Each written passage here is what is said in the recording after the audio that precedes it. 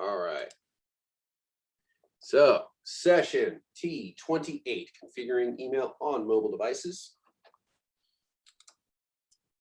For this particular objective, you should be able to name the possible protocols that can be used to access email accounts and describe the steps in setting. When they are speaking of this, they are typically talking about which ports you would open up and or access to be set these up. Sometimes when you're establishing a corporate email on a mobile device, you have to adhere to the portals or the ports and protocols that they use. So you need to know to be able to set up which ones, which ports to put it on, and how to access that. Identify the most common major personal email systems that clients may want to use. Many of them should be already familiar to you, setting them up and configuring personal email accounts through these systems, both in iOS as well as Android. Now, if in whatever company you're working for, they may have their own private email set up, their own email server established, and then you would need to adhere to the protocols that they give you. And it should be pretty clearly defined as to what they might be. If you start moving on a little bit further into networking and stuff like that, you would be establishing these protocols on the system and trying to figure out the cost benefit of which ones you would like to use. Now, also, we want to identify common pitfalls when configuring or establishing email accounts on mobile devices, including any security concerns. All right. Behavioral skills and mindsets we want to utilize when doing this is adaptability. Many different kinds of emails out there. Though they tend to have the same setup parameters, depending on the device you're using, you may need to use different setup instructions, in different orders, and persistence. We want to keep attempting to solve the problem until we actually find the solutions that we need. Basic email protocols that you will come across, these are the three big ones. You have POP3 and IMAP4. Both of those are inbound mail. So that's where you would go to get your mail and bring it to your device. So that, POP3 and IMAP, inbound mail coming to you. Does anybody know what POP stands for POP3? Anybody come across that before? Turn on my chat here. No? POP3 is a pretty easy one to remember. Here we go. Emmanuel got it. Post office protocol.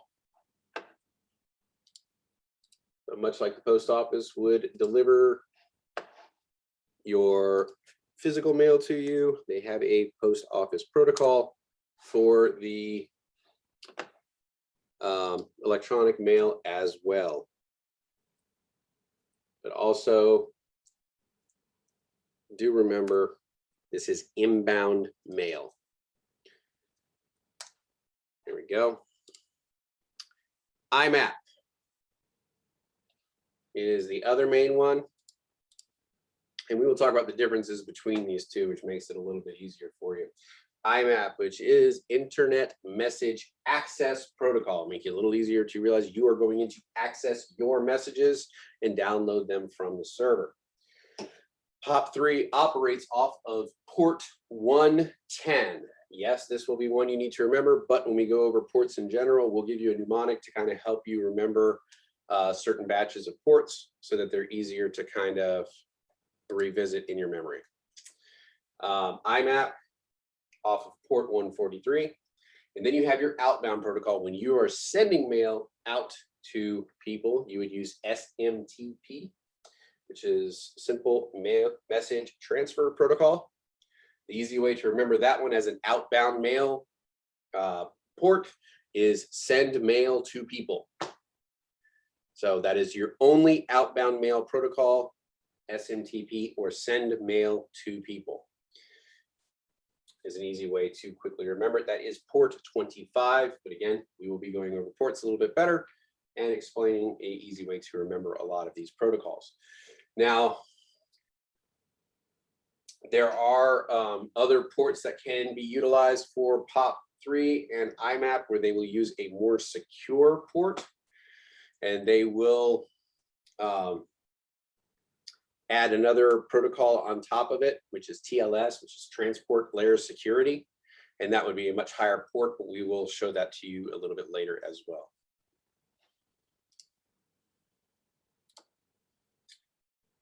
All right. Oh, here it is.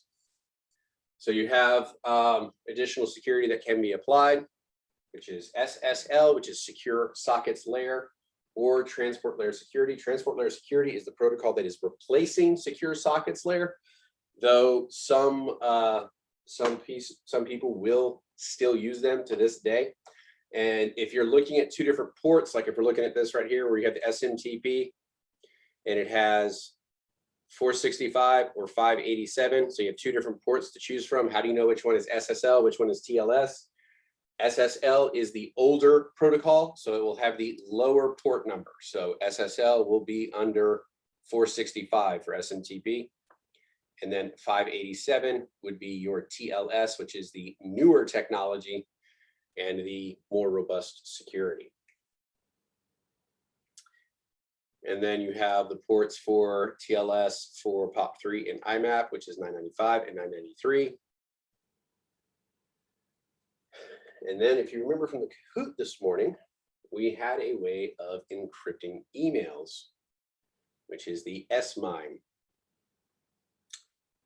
protocol, which allow you to configure a digital signature to allow for encrypting and decrypting emails over a open channel. And that's the main thing you need to remember for that is SMIME, encrypting and decrypting emails. That is the main part of that protocol. They do get into it a little bit more with networking and security, but for the purposes of A+, understanding that that is its main purpose. Questions so far?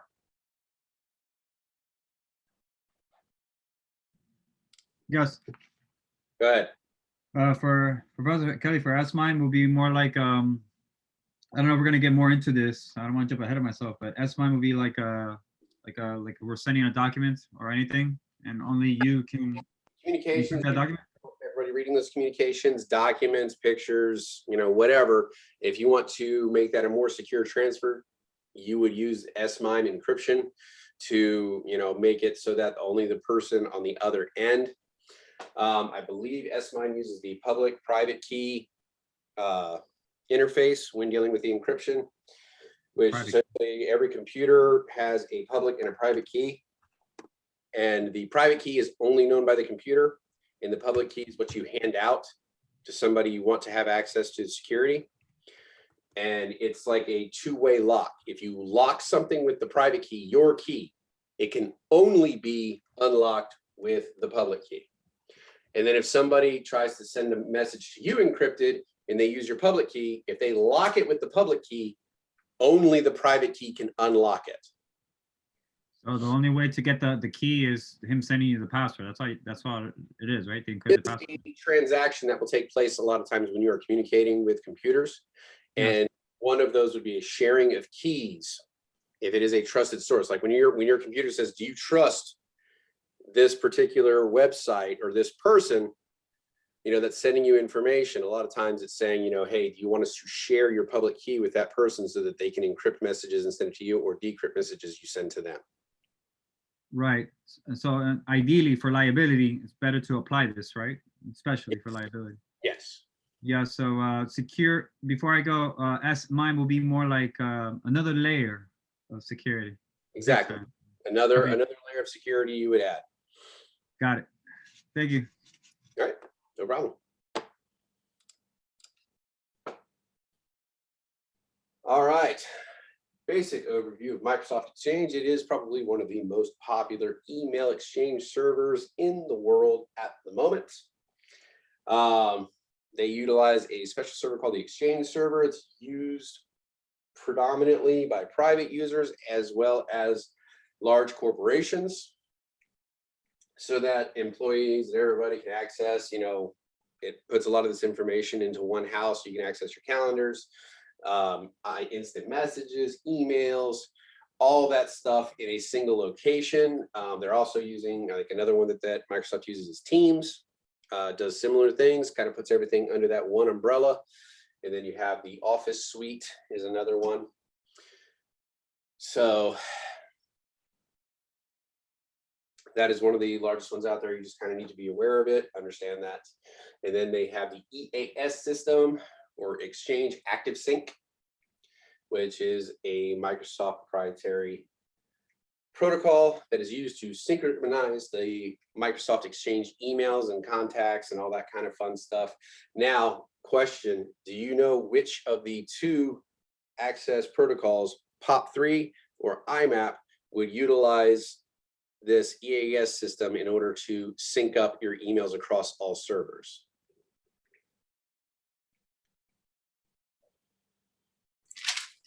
Would it be IMAP? IMAP, correct. That is the newer technology, and IMAP allows for syncing across multiple devices. When you delete it in one location, it deletes it in all locations. So everything is fully synchronized. That is a real nice feature. In some cases, if you accidentally delete something that you didn't mean to delete, unfortunately, it means you've lost it across all devices. POP3 operates in a different manner. If you delete it like on your phone, it won't delete it on your computer if you have those two servers. So whatever you download to your phone, it's there, and then you download it to your computer, it's there. If you delete it on one, it is still remains on the other. Now, where that allows for data redundancy, that's nice. But the other thing is if you get a whole bunch of spam emails, you're gonna have to delete them in both locations to get rid of everything. So there are pluses and minuses to either protocol. It just depends on which one you want to employ in your business. Questions with regards to EAS? All right. Typically, you only need 3 things when setting up an email, and this is true for most emails, regardless of the where it's coming from, be it Yahoo, AOL, Hotmail, any of them. You need your Exchange server address, username and password, and then the domain name for the account. Those are the main things you need for any email setup. Although if it is an unknown or one that is not thoroughly popular and you have to set it up under other, you may also need to know, do they use POP3? Do they use IMAP? Which one do they use? Do they use the TLS version of IMAP, or do they use the standard IMAP? So those are other things you may need to know if it is a non-common email server. If it's something that is in-house that your company built itself, like they set up their own email server, they will provide you with which ports to utilize. All right. Almost every one of them comes with a little different batch of emails, servers that you can set up. Some of them have their own built-in apps, or you can just use the primary mail app if you so choose. Various icons up here so you know what you're looking at when you are setting them up for configuration. You can use the generic form here, set up multiple emails in there, and they can be whatever. Like, you don't necessarily have to use the Gmail app here. If you're going to, look at Gmail, you can set it up in a generic email folder, especially if you're the type of person you have multiple emails, like you have a personal, you have a junk email that you give out when people ask for your emails at stores or whatever. And then you have your professional email, or maybe you have a couple of professional emails if you're, doing side hustles or whatever. You can set all those up into a singular generic email account and not necessarily have to go here, because if you're only dealing with Gmail, then that would make sense. But you may have a Gmail for professional, you may have a Microsoft Exchange for personal, and then have a Yahoo, for the secondary emails that you want to keep. So the generic folders allow you to encompass all of that under a single umbrella. All right. Basic common email providers. As it kind of came up on the Kahoot this morning, Hotmail is not on this list. The big ones, Mobile ME, Microsoft Exchange, Gmail, Yahoo, AOL. Yes, AOL is still considered a major provider. So, and they do classify it as such. And even if you go in to set it up on your phone, it's still there. And then other, if you have anything outside of this range, and that's where you will need the domain, Exchange server, sign-in and password, and possibly the ports. And here's basically what screens will look like on Android, Apple, and Windows. Common email apps that you'll come across, pretty straightforward. Various ones that you could use. Then configuring the email manually. First thing you're going to need is the FQDN, or the fully qualified domain name, which is your web URL or universal resource locator. It's the same thing. So the fully qualified domain name of the POP3 server, if that's what you use, or the IMAP server, if that is what they use. It all depends on the email service that you're utilizing, which one of these they will gravitate towards. On the outbound side, it's always SMTP. It's just a matter of, do they use SMTP with TLS or just plain old SMTP on port 25?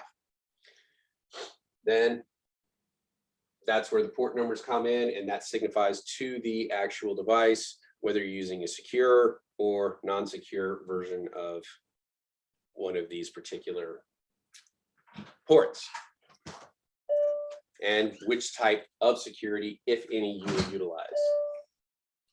All right, now we're got to get into just setting it up on devices and the basic steps that we got to go through. Any questions so far before we dive into that?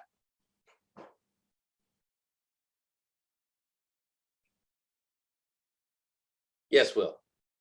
Mr. Kelly, I came in like 3 or 4 minutes late, so you have to excuse me. Can you, if you can just be so kind and elaborate a little bit more on the PO3 and IMAP server?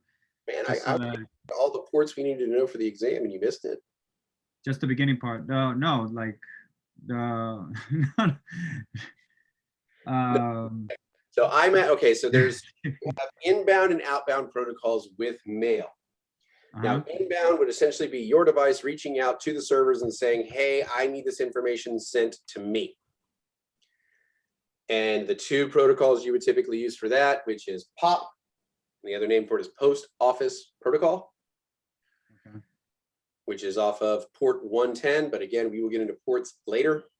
And then you have IMAP, which is Instant Message Access Protocol. And that is off of, was it 143? And those are the two protocols that when you reach out to the servers to try to pull the mail down from the server so you can read it yourself, those are the two protocols you would typically use. If you are sending mail, you use port SMTP or protocol SMTP, Simple Mail Transfer Protocol. And an easy way to remember that is just send mail to people. So you know, the outbound port. That's when you send a mail, it sends it up to the servers. So when you send out mail, what server is it? SMTP. It's not a server, it's a protocol. It's a protocol. Yeah, it's a protocol used to send the mail from your device up to the servers. And that is SMTP port 25. Got it. Okay. Go over them again, so don't feel like you've missed a lot. We will go over them again because we have not gotten to the ports and all that stuff in the TCP/IP protocols yet. Sweet. So okay. Don't worry about it too much. We will get into the ports again. Got it. Thank you. No problem. Not a problem. Any other questions? No. All right. Setting up email on an Apple device. This is the moment you've all been waiting for. First, go to settings. Drop down to passwords and accounts. Tap on add account. If you're not using one of the main protocols, tap other and then add mail accounts. It'll take you to the very next window. You would choose at this point which protocol you're using, whether it be IMAP or POP, for which one the server you are interacting with uses. And then if your email settings are correct, or you put in your email and the password, if your email settings are correct, tap Save to Finish. If they're incorrect, you'll be asked to edit them because it will test the protocols to see if they work. If they don't work, it'll come back and say, nope, sorry, no good, need to try again. Pretty quick and easy, just a couple clicks. Any questions on that? If you're not an Apple person, definitely take a snapshot of this particular slide. So you just know the slides, or so you know the steps that you need to take to set up email, just to kind of have it handy. You have another question, Will, or? I'm good on that. Thank you. Okay. There we go. All right, next. We're moving on to set up email security in an Apple device. Going to click on advanced icon, edit your incoming mail server, toggle the on button for use SSL or secure sockets layer. Set the authentication method to password if it has not already been set, and then click back to your mail screen settings. Now you're gonna have to go do the same thing for your outgoing mail. So you would go to the SMTP to edit your outgoing mail, toggle the on button for use SSL again, and then set the authentication method to password as well, and then click back to your mail settings. So this basically just gets the email established. This sets up your email so it is more secure. Yes, Ashton. I understand like this is outdated and it's for 8+, but it's the process is a little different on the new updated iOS. You are correct. Okay, I just wanted to make sure. Yeah, with any major jump in operating system, this is going to vary slightly and change, but the basic premises will be there and are there. If you ever get stumped on a device, Google how to set up the email if that's what you're trying to do, and that should give you the basic devices. Just be sure to put in the correct operating system version and or type of device you're establishing the email on.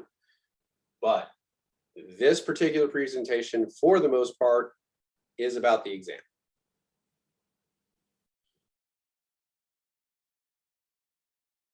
Questions? Nope. All right. There we go. Setting up email on your Android devices. At the time of the making of this, click your device's email icon on the page that follows, select add particular account, type in your email address and password, click next. It's pretty straightforward. Now you're going to have to basically select which protocol you wish to utilize or which protocol is required by the email provider you are using, be it your company, or if it's one of the major players, it will already be established. This will be for more unknown types of emails. Select your POP3 or your IMAP. Go to the next screen. It will ask you for your password for your email, and then the FQDN or fully qualified domain name for the incoming server. Set up the port number, which will determine whether or not it is just a standard IMAP or POP server, or if you're using SSL or TLS for increased security. Next, basically do the same thing, fully qualified domain name for your outbound server, establish the port number, and then you would put in your username and password as well. And also select require sign-in. Questions so far with setup on Android? How much different is it than this currently on Android? Or is that about it? Do we have any Android users? Thumbs up. If I can find it. I use Gmail, but it was a very simple. Just put my password out there. I haven't tried now. Yeah, okay. Email service. Do you use it in their generic email, or did you download the Gmail app to utilize it from there? Their generic email, Okay, okay. and then just switch me to it. Since it was one of the more known, it was just email password, you're good to go. Yeah. Okay. But if you're doing something like ABC Corp email, then you would need to know your port numbers and all that fun stuff to go with it. All right. Set up Exchange in Android devices. It's pretty much what you were just saying. You go in, add your email, password, select which one you're using, and finish it out. All right. To configure Exchange on an Android mobile device, follow the steps. 1, open mail application, enter email address and password. Next, click on the Exchange account. Enter your domain name, username, or the FQDN. For the Exchange server, use secure connection, which will accept all secure sockets layer certificates. And then after that, after it authenticates, make sure that everything is good back and forth. Check the boxes associated with the features you want, such as push, allow to sync, notifications, sync contacts, calendars, and calendar amounts as well. If those are things you want, you don't necessarily have to select them. They just add extra features to what your device can do. And you click next, email account will verify. Give your account a name if you're using multiple emails so you can quickly identify which one is which. And that will be displayed on your email messages.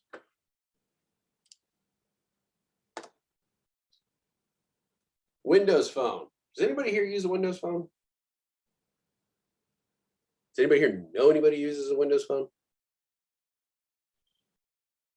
I think I might have seen one ever, and that was like 10 years ago. But apparently they're still out there. So we can kind of move through this real quick. Set up email on Windows Phone devices. Click Start, flick left to the app list, tap Settings, and then tap Email plus Accounts.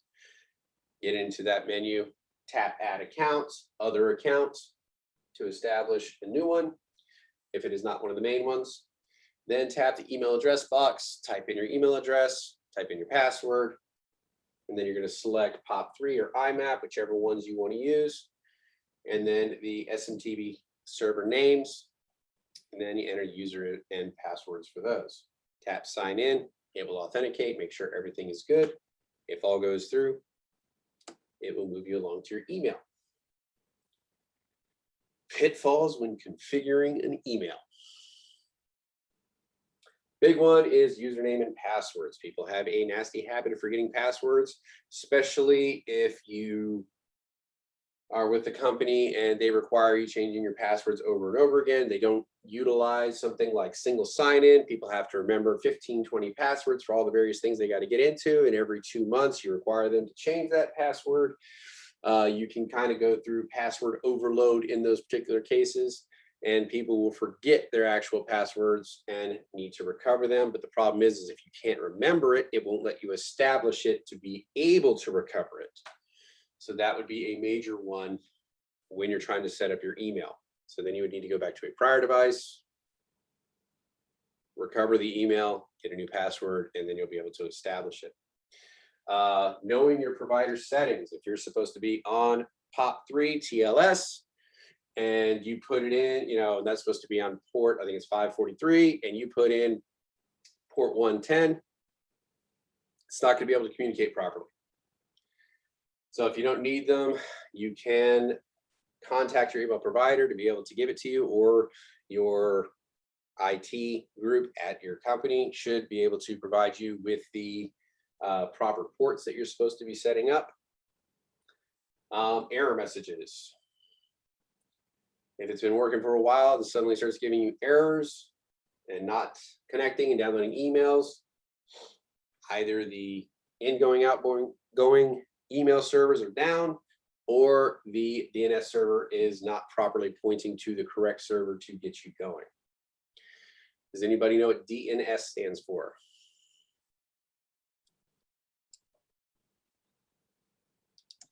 Domain naming system. Very good. DNS. We will get into that when we talk about TCP/IP protocols. Questions so far?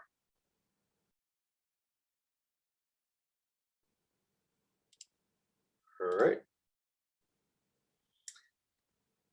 This is just kind of going over what we did prior.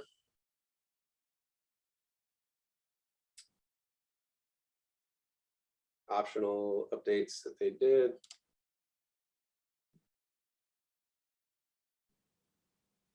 And we have a quick time to climb. Go with space this time. Just real quick, couple questions. And that should about round out the T session for us.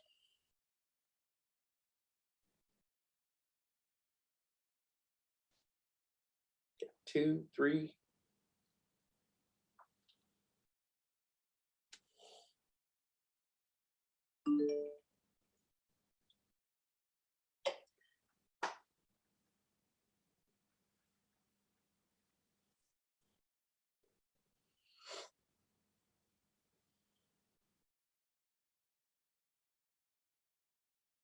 We got 9.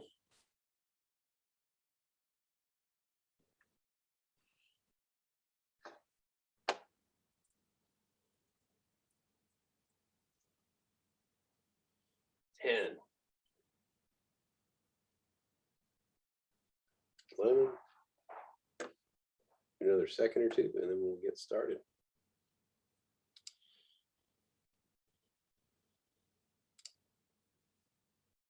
All right.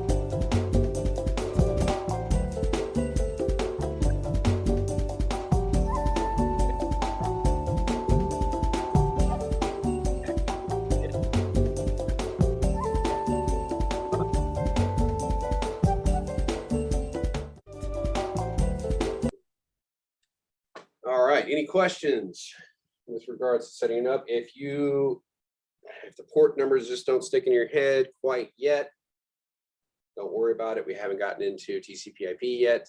We will get into those, the individual protocols, what their main purposes are. And we do have some mnemonics to help you kind of remember the port numbers and, to make it a little easier to remember.